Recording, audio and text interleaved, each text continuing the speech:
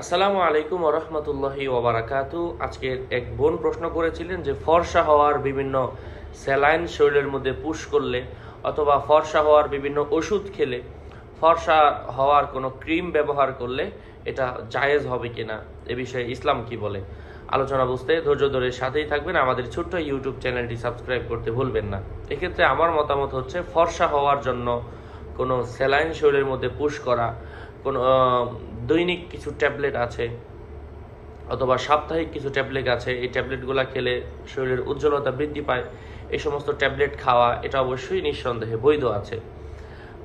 কারণ এক্ষেত্রে আপনি যে ফর্সা হওয়ার কারণে নিজের আকৃতি বদলে ফেলছেন এমন না, এটা আসলে আপনাকে সুন্দর দেখানোর জন্য, ভালো দেখানোর জন্য, প্রশংসিত হওয়ার জন্য, অথবা কারো বিবাহ না হয়ে থাকলে ভালো বিবাহ হওয়ার জন্য, অথবা কারো বিবাহ থাকলে তার স্বামী যেন তাকে পছন্দ করে, এই সমস্ত নিয়তে খেলে অবশ্যই এটা বৈধ হবে।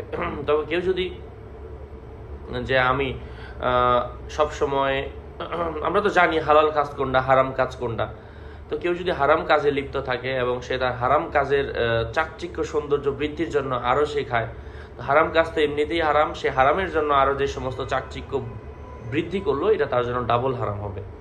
তবে বৈধ উদ্দেশ্যে অবশ্যই আপনি এটা খেতে পারেন, অথবা কোনো উদ্দেশ্য যদি না থাকে যে আপনি এমনিতেই সুন্দর হবেন, সেক্ষেত্রেও আপনি খেতে পারেন। আল্লাহ পাক আমাদেরকে বোঝার তৌফিক দান করেন। আরও আপডেট পেতে আমার সাথেই থাকবেন।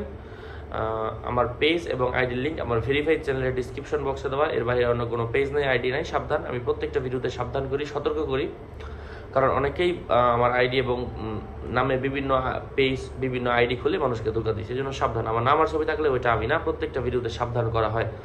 আসসালামু আলাইকুম ওয়া রাহমাতুল্লাহি ওয়া বারাকাতুহু।